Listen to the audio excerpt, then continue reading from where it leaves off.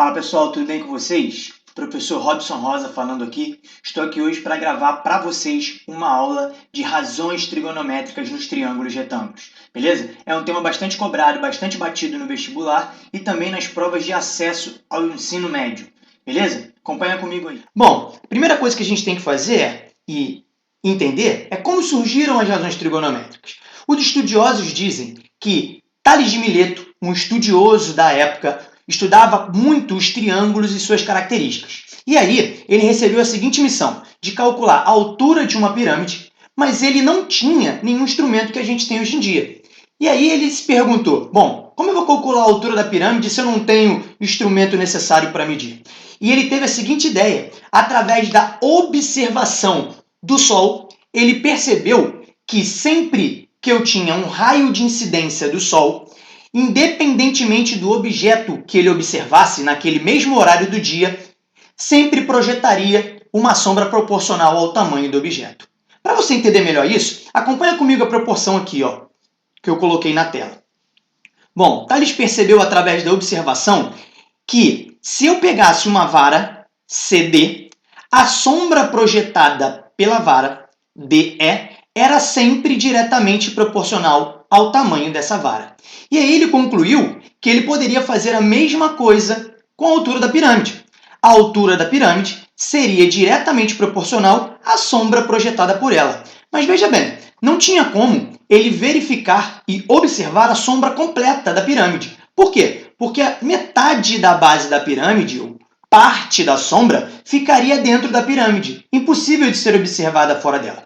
E aí Tales teve então que tomar esse cuidado de perceber que a altura da pirâmide seria diretamente proporcional à sombra da pirâmide mais a metade da base.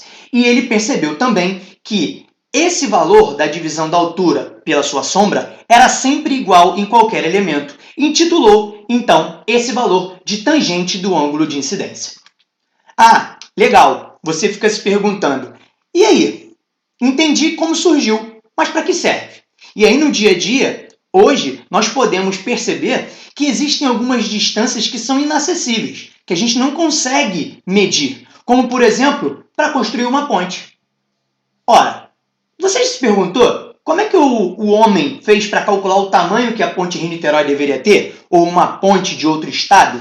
Não tinha como, ele não tinha um instrumento de medição preciso. E aí, ele precisou utilizar as razões trigonométricas para essa medição. Outra coisa, já parou para pensar como um capitão de navio, um piloto do navio, faz para parar o navio? Ele precisa acionar o freio numa distância segura da costa, não é mesmo? Como ele faz isso? Através das razões trigonométricas. Uma outra coisa, um outro exemplo também, é para medir as grandes alturas. Como é que a gente faz para medir a altura de um prédio de 40 andares? É difícil, não é? A gente usa também as razões trigonométricas. Beleza? Bom, e para a gente entender, então, o que seria essa razão trigonométrica? Antes de qualquer coisa, eu preciso lembrar a vocês que quando a gente se depara com um triângulo retângulo, a gente precisa identificar cada um dos seus elementos. Beleza?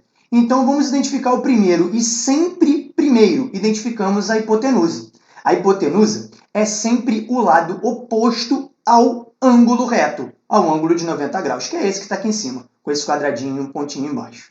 Beleza? Depois a gente identifica, sim, o ângulo de incidência, porque ele vai determinar exatamente quem seria o meu cateto oposto e quem seria o meu cateto adjacente. Observa que o cateto oposto ele é sempre oposto ao ângulo de incidência. Já o cateto adjacente, ele está junto. Adjacente quer dizer junto. Então, ele está junto com o ângulo de incidência e também com o ângulo retângulo, o ângulo reto.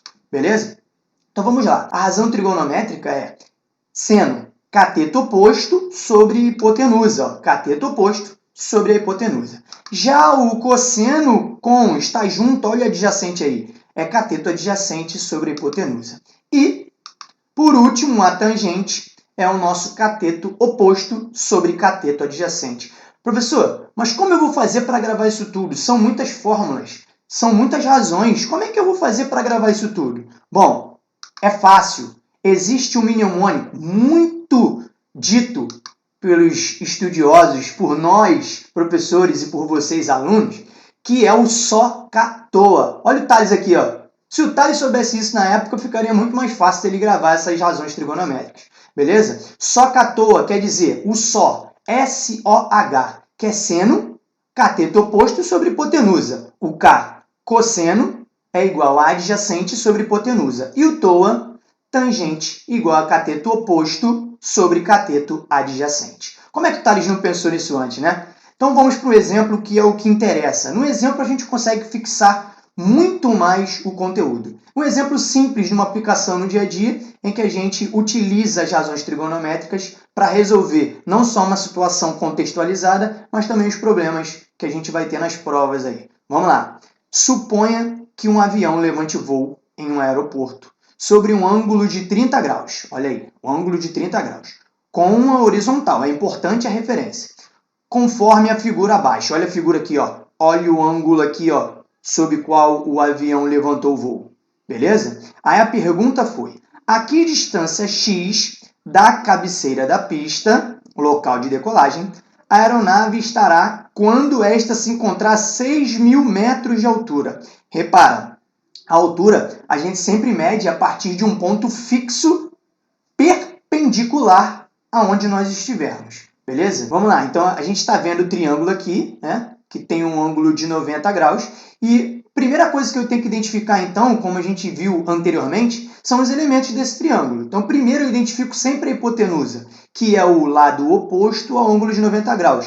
Olha aí, o x oposto ao ângulo de 90 graus. Então, esse x configura a minha hipotenusa. Depois eu identifico cada um dos catetos, sempre observando o ângulo de incidência. Se o ângulo de incidência está aqui, o cateto oposto é sempre oposto a ele, para quem ele está olhando. Então, olha aqui, ó, esses 6.000 metros é o meu cateto oposto. Já esse lado aqui de baixo seria o meu cateto adjacente, que nós não queremos descobrir, e ele também não deu nenhuma informação para a gente. Beleza. E aí fica aquela dúvida de sempre. Professor, o que eu uso? Seno, cosseno ou tangente? Qual deles eu vou usar? Bom, meu caro aluno, fica muito fácil de você determinar qual das razões utilizar. Eu só conheço o cateto oposto e a hipotenusa. Então, eu preciso determinar qual das razões trigonométricas me fornece o O e o H. Ora, bolas, se eu lembro do só, K, TOA, olha aí. O TOA é tangente, oposto sobre adjacente. Eu não tenho um adjacente, então não vou usar essa daqui. O cosseno, o K, é adjacente sobre a hipotenusa. Eu não tenho um adjacente, então não vou usar essa daqui. Só no jeito estou, o só. Então, eu vou utilizar seno do ângulo, que é 30 graus, igual a cateto oposto, que é o meu 6.000 metros, sobre a hipotenusa, que é o x, o elemento que queremos descobrir. Beleza? Depois que a gente fez a substituição das razões trigonométricas, a gente precisa voltar ao problema para identificar os dados que o problema nos forneceu. Por exemplo, nesse problema aqui, ele me forneceu o valor do seno de 30, cosseno de 30 e tangente de 30. Já que nós estamos utilizando o seno de 30, a razão seno, eu substituo esse valor 1/2 no local onde tenho seno de 30. E aí, eu encontro exatamente uma proporção que é 1/2 igual a 6.000 sobre x. Efetuando aqui o tal do cruz credo, nós encontramos 12.000 metros, que seria a resposta desse problema. Mas aí você se pergunta, mas professor, ele sempre vai me dar o valor do seno, do cosseno e da tangente?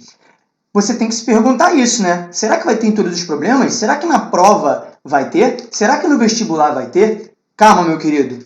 Calma, minha querida. Você tem que prestar atenção no seguinte, os ângulos notáveis não é necessário que o problema te dê. Você precisa gravar. E para isso, nós, professores, descobrimos uma musiquinha para você. A música chata, que gruda igual chiclete. É aquela assim, ó. Quando você construir a tabela, observa a ordem de construção. 30, 45 e 60, ordem crescente. E aqui você bota exatamente nessa ordem, seno, cosseno e tangente. Bom, beleza. E agora eu tenho que construir minha tabelinha. Como é que eu vou construir? Aí é que vem o pulo do gato, a musiquinha. Vamos lá, ó. 1, 2, 3, 3, 2, 1, tudo sobre 2. Não esqueça da raiz do 3 e do 2. Observa aqui, ó. O 2 e o 3 têm raiz, beleza? E aí eu já achei o valor do seno e do cosseno, mas a música, meu amigo, não termina aqui. Ela ainda tem a parte da tangente. Na tangente é diferente, não vou me esquecer. Raiz de 3 sobre 3, 1 raiz de 3. Deu para entender?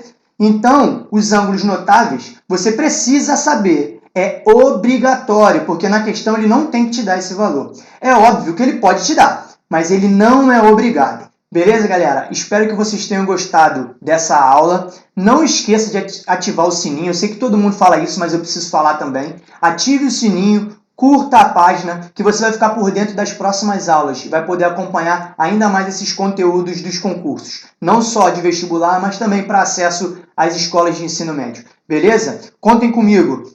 Um grande abraço. Fique com Deus.